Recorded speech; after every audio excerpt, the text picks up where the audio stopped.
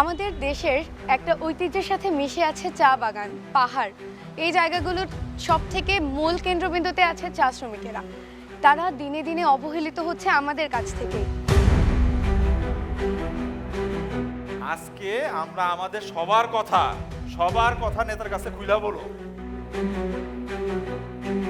আমাদের সিলেটের পরিচয়টা বেসিক্যালি বেস করে চা বাগানের উপরে। তো আমাদের সিলেটে এই চা শ্রমিকরা নির্যাতিত, তাদের যে সম্মানী বা স্যালারিটা অনেক কম, মজুরিটা কম। এইদিকে যাতে সরকার এবং মন্ত্রী পরিষদে যারা আছেন তারা লক্ষ্য করে। এখানে আইন থাকে না, সেখানে স্বাধীনতা থাকে না। তাই আমাদের দেশে যদি আইন না থাকে, আমরা স্বাধীনতা কিভাবে বলবো জনগণের? এবং এটা যদি আমরা সঠিকভাবে প্রতিষ্ঠা করতে হয়, আমাদের কী করতে হবে? আমাদের বিচার বিভাগকে কী রাখতে হবে? নির্বাহী বিভাগ থেকে স্বাধীন রাখতে হবে।